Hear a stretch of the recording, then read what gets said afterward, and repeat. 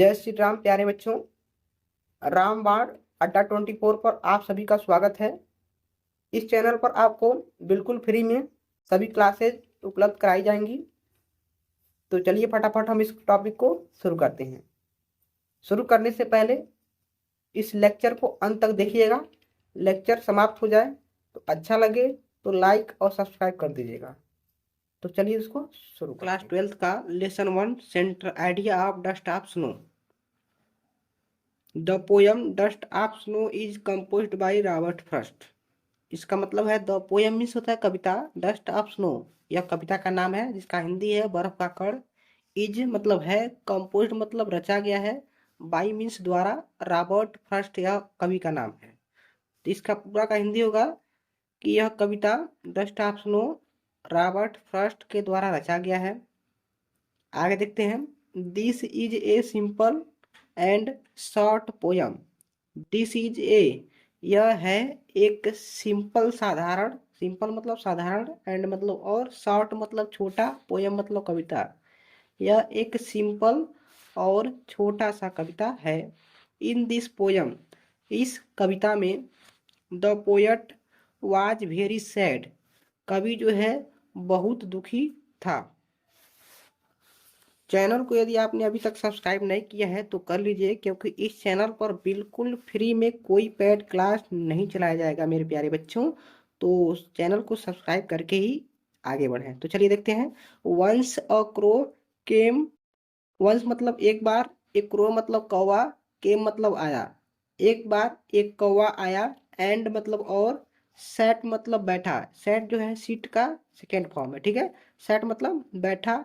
In the hemlock tree. Hemlock tree मतलब होता है धतूरे का पेड़। धतूरे के पेड़ पर एक कौवा बैठा। देखते हैं दोबारा यहाँ से। वंस अ क्रो केम, एक कौवा आया, एक बार एक कौवा आया, एंड सेट बैठा इन द हेमलॉक ट्री मतलब धतूरे के पेड़ पर। एक कौवा आया और धतूरे के पेड़ पर बैठा। आगे चलते हैं। It shook, it shook the branches of hemlock tree. It मतलब यह इट जो है कौवा के लिए यूज हुआ, ठीक है, क्योंकि यह छोटा मोटा एक पक्षी है तो इट का प्रयोग यहाँ हुआ है, ठीक है ना। इट सूक, सूक मतलब हिलाया, द ब्रांचेज मतलब शाखाओं को, ऑफ हेमलॉक ट्री मतलब धतूरे के पेड़ के, धतूरे के पेड़ के शाखाओं को कौवे ने हिलाया। फिर आगे देखते हैं। The poet was under hemlock tree. जो कवि था, पोएट मतलब कवि, वाज मतलब था, अंडर मतलब नीचे, हेमलॉक ट्री मतलब, हेमलॉक ट्री मतलब धतूरे के पेड़, धतूरे के पेड़ के नीचे कवि था, ठीक है। आगे देखते हैं। Dust of snow fall on the head of poet.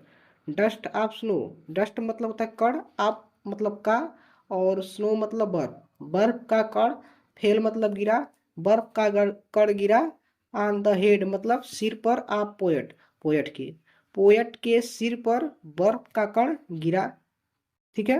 आगे देखते हैं। After some time, after some time मतलब कुछ समय के बाद, आफ्टर मतलब बाद, सम टाइम मतलब कुछ समय, कुछ समय के बाद, the mood off poet, mood मतलब होता है मनोदशा, ऑफ पोएट मतलब कवि का, द मूड ऑफ पोएट कवि का मनोदशा, चेंज मतलब होता है बदल गया, चेंज का सेकंड फॉर्म है।